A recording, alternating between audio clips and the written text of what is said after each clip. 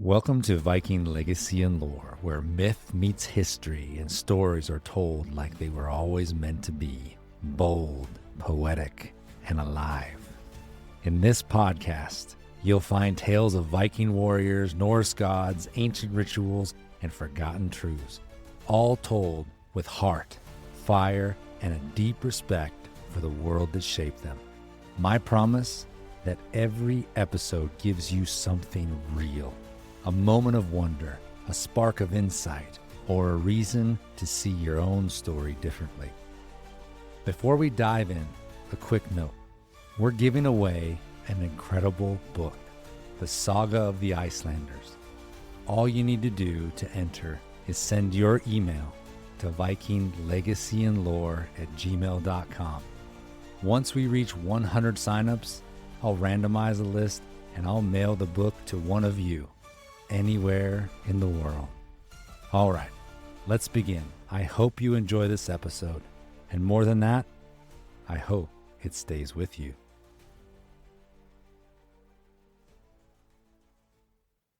They gathered at the Thinghaus, where law wasn't read from scrolls, it was roared in the open.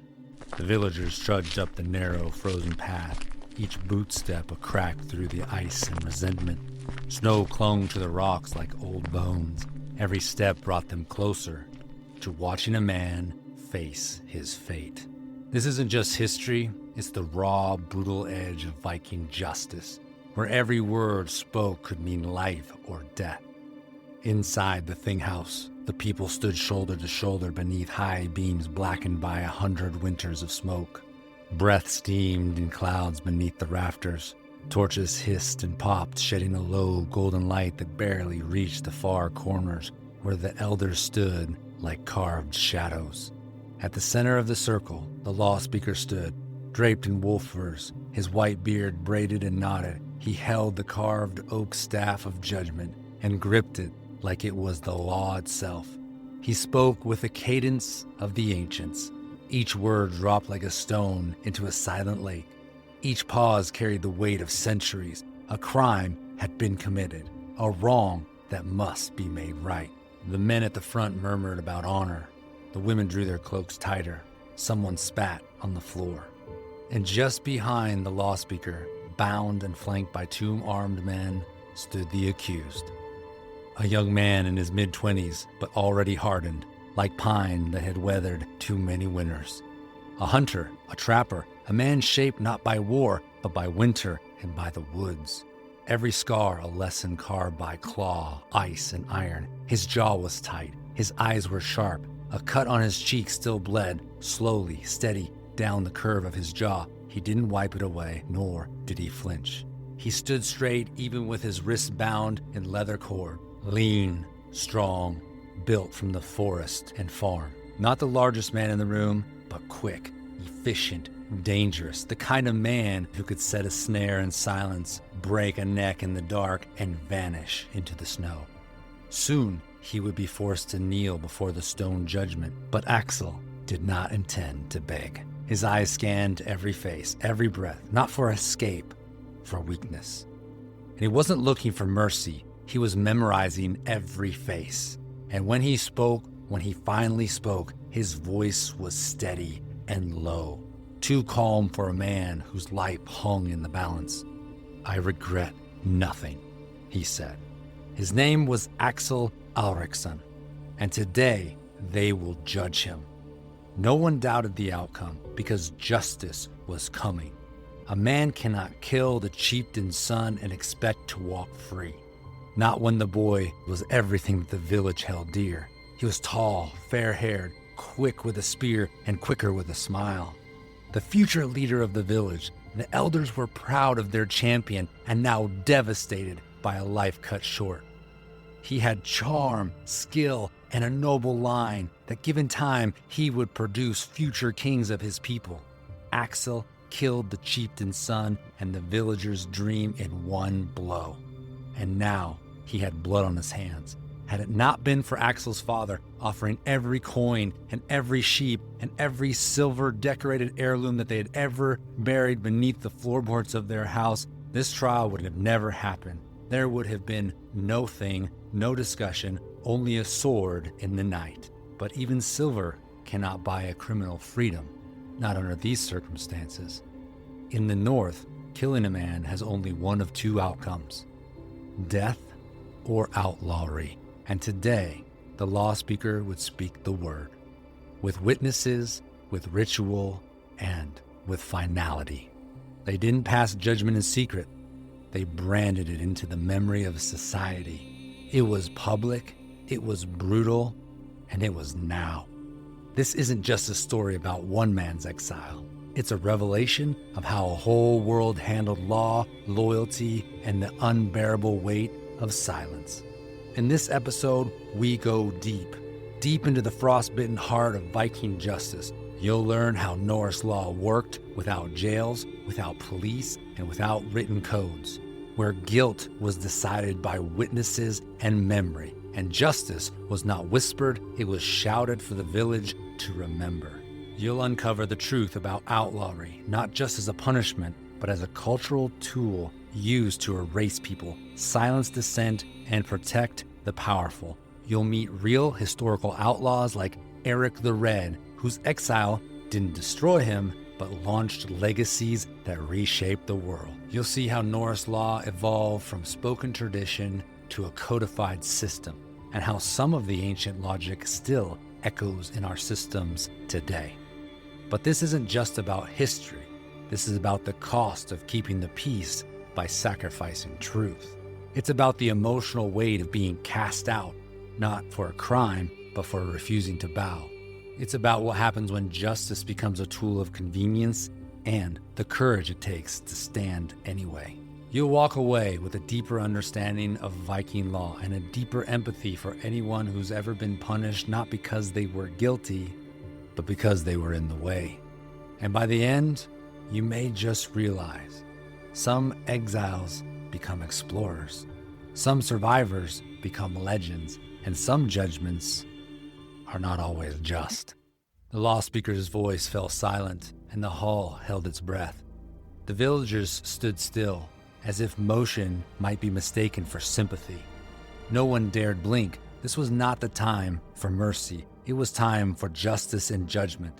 The elders shifted beneath their heavy cloaks, old hands clenched over walking staffs, eyes narrow with pain and pride. These were the men who had helped teach the chieftain's son to ride, to hunt, to throw a spear, who had been present at his birth, who had once raised a horn to the young man, proclaiming him as the future of their clan. Now they could barely look at the bound man in the center of the hall, who had stolen away their hopes and dreams. Aksel's mother stood near the edge of the gathering, half hidden in the folds of the crowd, her face pale and frozen. Her eyes briefly glanced toward her son, then she looked down. His father didn't look at him at all. He stood at the back, head lowered, as if bowed beneath the weight of his offering. The silver, the sheep, the family legacy poured out like water into sand. Resigned to living out his days, poor, ashamed, and marginalized by his village for an act that his son committed.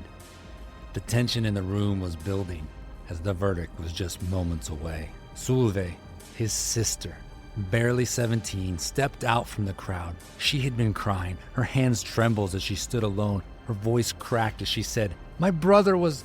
"No," Aksel said sharply.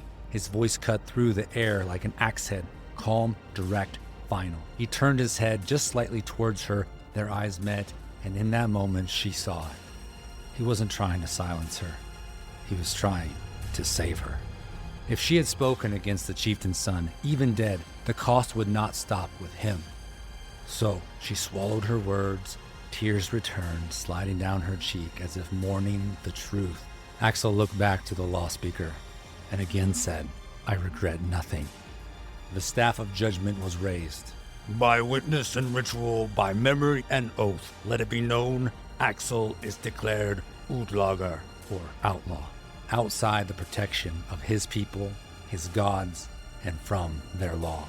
From this moment forward, anyone who were to aid an outlaw will share his fate." A ripple spread through the crowd like ice cracking on a lake. There were no shackles to drag him away, no blade would fall. They took nothing from him because he owned nothing now. Not even his name. Not in this place. By law, no one could legally feed him. No one could offer him shelter. He could be killed on sight and no blood price would be owed. He was dead in the eyes of the law, but cursed to live it out in the cold.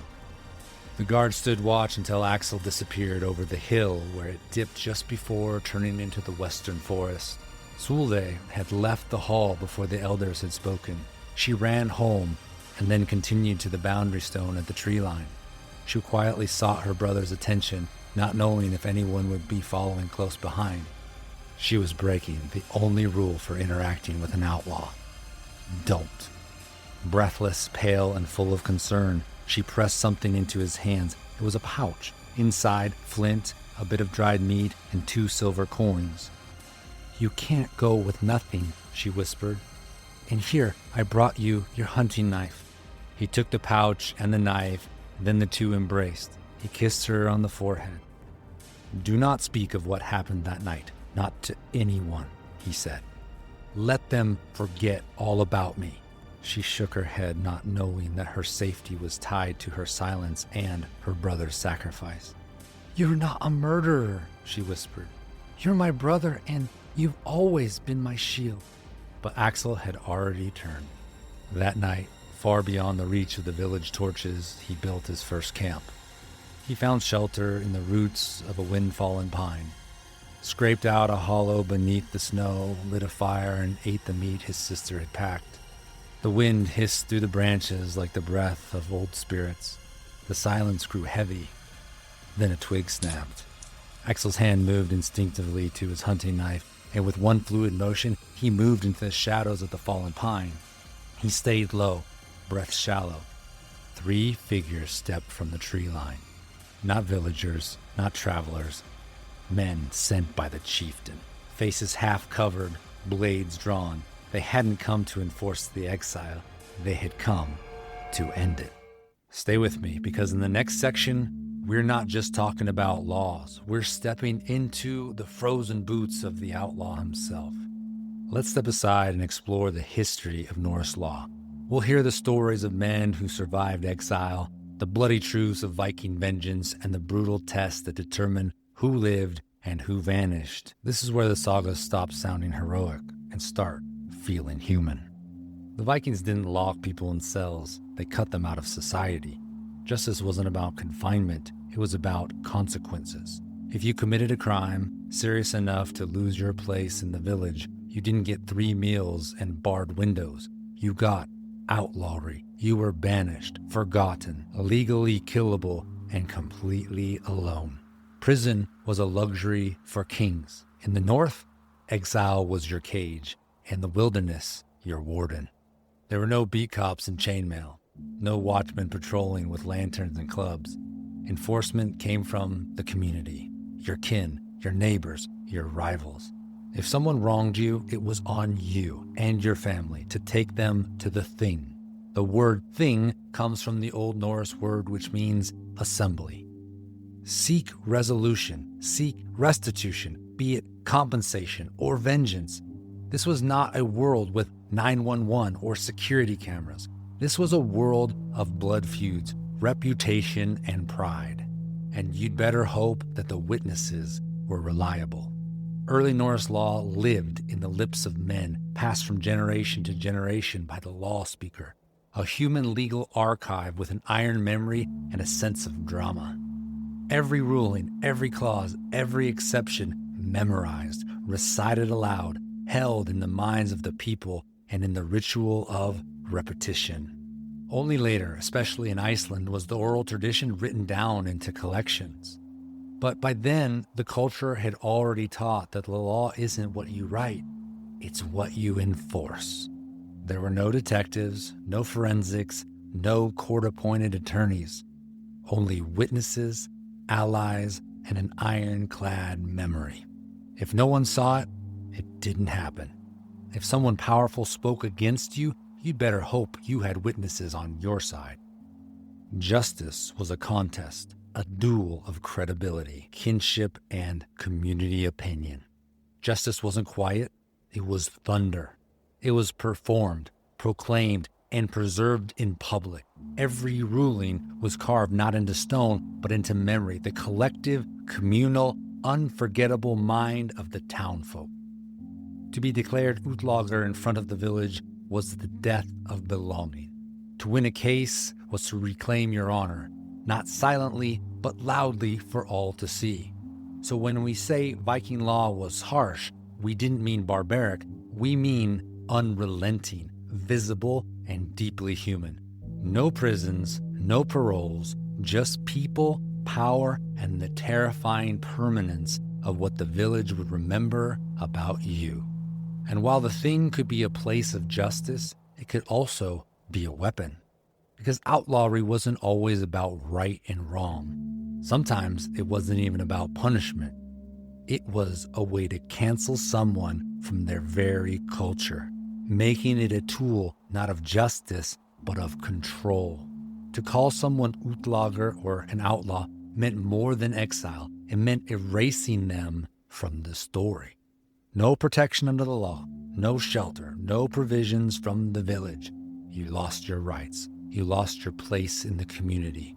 It wasn't always handed down for murder or theft. Sometimes it was given to people who challenged power, who refused to accept the unjust ruling, who spoke too loudly when others wanted silence. Outlawry could be used to remove the inconvenient, to silence the honest, to protect the powerful, because a village can't have peace if someone keeps reminding them where the truth is buried. Sometimes the man cast out was the one who knew too much, or stood against the wrong family, or struck back when silver was offered instead of justice. And once outlawed, you were no longer a man. You were a ghost. Anyone who helped you could be outlawed too. You couldn't trade, you couldn't talk, you couldn't exist, at least not in the region where the thing had jurisdiction. A pound of flesh without a drop of blood. It was effective because it scared people into obedience, not because it was fair, but because it was final. And yet, some men found a way through the exile and became Viking legends. The most famous was Erik the Red, twice outlawed, first in Norway for a feud-soaked blood, then again in Iceland after another man died by his hand. He wasn't exiled for a single crime. He was exiled because the law had no place for a man who couldn't be contained by it. So what did Erik do? He left. He sailed west, further than anyone else dared, and found a brutal, ice-crowned land that no one had claimed. He called it Greenland. Because even in exile, Erik knew how to market a fresh start. His banishment didn't end in disgrace or having his name erased. Rather, he founded a settlement, became a leader, and became a father. His son, Leif Erikson. Unlike his father, Leif was in exile, but he carried the burden of Erik's name. He walked in the shadow of an outlaw's reputation, but that didn't stop him from crossing the sea and finding a new land he called Vinland, and we call North America. The most infamous Viking outlaw produced the greatest Viking explorer. Erik, through rejection, was still able to build something lasting in a land made to break men, and he has become one of the most significant Vikings in history. And then there's Grettir the Strong, a man with strength in his arms and curses on his heels. He was outlawed and damned by reputation and fate. His story is darker, stranger. He roamed the fjords like a ghost that wouldn't lie down. They say he fought the Draugr. You can hear more about it in episode 1. He ended up dying alone, haunted and cursed, but not before becoming a legend worthy of the sagas. Some say a warrior shield maiden once passed through the same lands where he received his reputation, heard whispers of his name over mead and firelight, but that's another story. These are just 2 examples of men who were cast out, erased, condemned, but they refused to vanish. They shaped new coasts, raised sons who reached farther still, burned their names into the sagas they weren't supposed to be a part of. Because in the Viking world, exile didn't always mean the end of a man. Sometimes it made him, and it made him unforgettable. We like to think we've come a long way from Viking law, and in many ways, we have. We've traded torches and timber halls for courtrooms and robes. We've replaced public shouting with sealed transcripts and silver blood payments with state fines and structured sentencing. But beneath the layers of the system, policies, and due process, some of the old instincts remain. Outlawry in the Viking world was about removal, not rehabilitation. Once Outlager, you were no longer protected. You were alone, a danger to be avoided. Today we see shadows of that in what we now call cancel culture, public shame, online exile, career destruction, and while some of it is earned, some of it is not. We don't exile people with axes, but with algorithms. But the end result is the same. Once the crowd turns, it's hard to find your way back. Despite its brutality, the Viking legal system wasn't entirely without wisdom. It was fast, it was public, and above all, it was relational. If someone wronged you, you took it to the thing, to the assembly. You made your case in front of your community. There were no behind-the-scenes plea deals, no faceless prosecutors. Justice was visible, and that visibility mattered. In a time when people feel increasingly disconnected from the system meant to protect them, there's a lesson for all of us there. Another Viking lesson is this, that they didn't always demand vengeance. They often demanded compensation to restore balance, not just punishment for wrongdoing. It's not perfect, but in some ways, it's more honest than what we have now. Today, our system often focuses on punishment rather than repair. Eventually, Viking law did evolve. Oral memory became codified. Systems grew more formal, more nuanced. But even then, the thing remained. Community gatherings didn't go away. They became early parliaments. In fact, the Icelandic Althing, founded in 930, is the oldest surviving parliament in the world. The idea that the law should come from the people, be witnessed by the people, and serve the people. That didn't start in a modern democracy. It started on a cold hill with a circle of farmers, warriors, and skalds. Maybe we don't bring back outlawry. Maybe exile isn't the answer. But maybe we should ask ourselves, have we replaced justice with performance? Have we forgotten the power of public accountability? Are we punishing people or removing them because they make us uncomfortable? This is one thing we should learn from the sagas. Exile, ridicule, and attempted deletion doesn't always destroy. Sometimes it forges into legend. Aksel crouched beneath the twisted roots of the fallen pine. The fire he'd built reduced to a faint, pulsing glow at the base of the tree where the roots had given way. The last few embers breathed in silence. His knife rested against his thigh, blade up, breath shallow. Then came the voice. "Aksel Alrikson," one of them called from the dark. "We've come to bring you home to the chieftain. Or at least your head." They paused, listening, waiting to hear if the outlaw would run like prey. The middle man in the group, armed with arrogance and an axe, made a subtle motion. The other two fanned out, axes in hand, crunching over pine needles and frozen soil. Aksel didn't move. He watched, waited in the shadows, waiting for them to move close enough. The man on the left stepped forward, paused, peered over the trunk. Then he crouched, bent low, eyes searching in the small gap beneath the pine. He had not noticed Aksel crouched to his right at the fallen base of the dirt and roots. As the man looked up, their eyes met, and that was his mistake. Aksel struck. His foot snapped against the man's knee with a crack.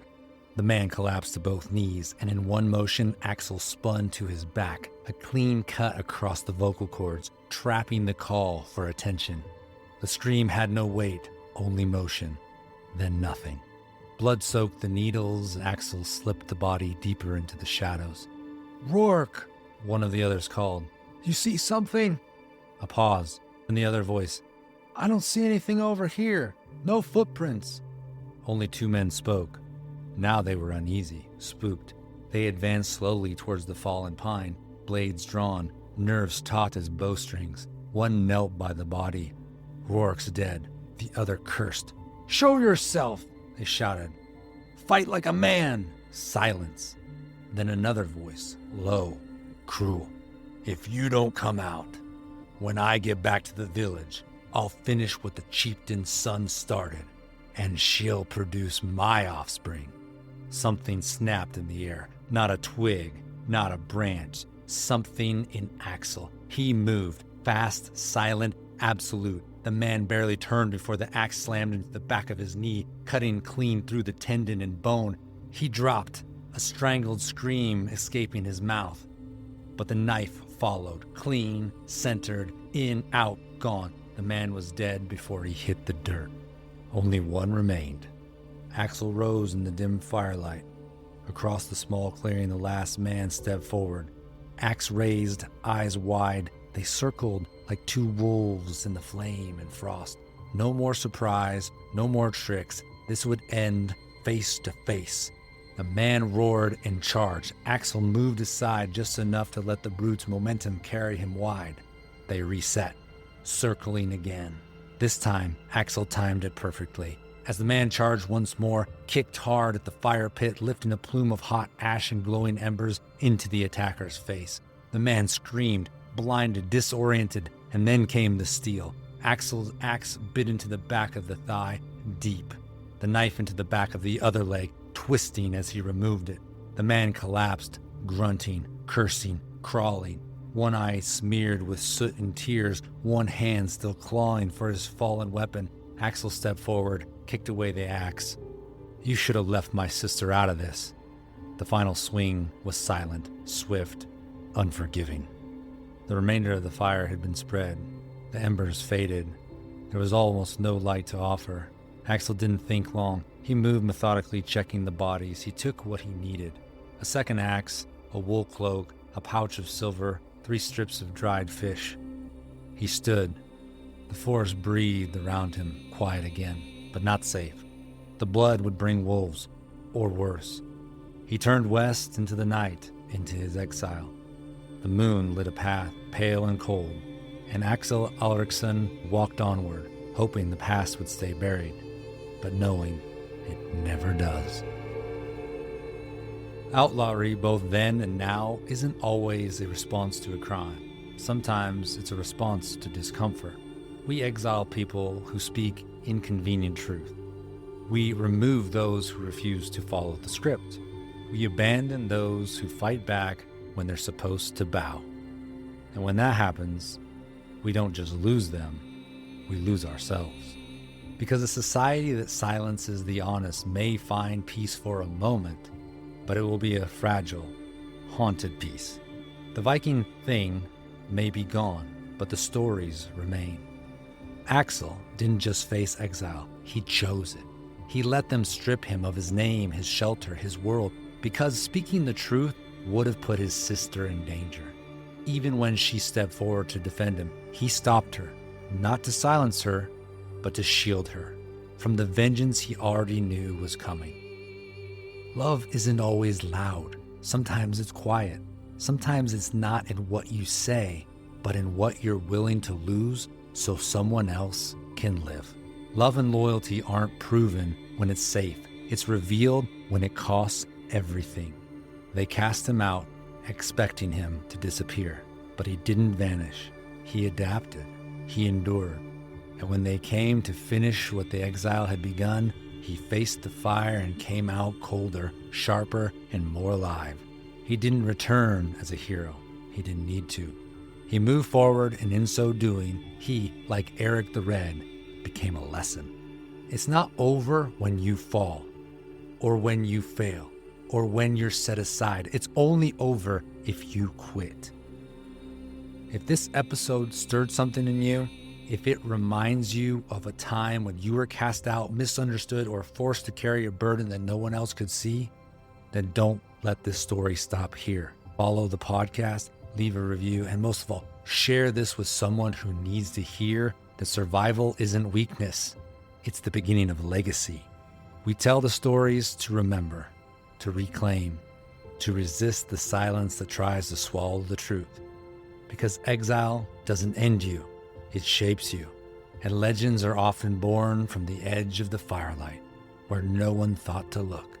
So, wherever you are, whatever you're carrying, be bold, be strong, and awaken the Viking in you.